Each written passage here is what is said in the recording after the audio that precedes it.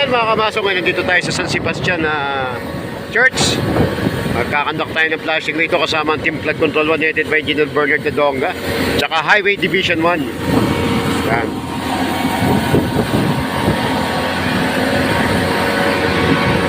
Preparation tayo para sa gaganaping kalinga sa Maynila.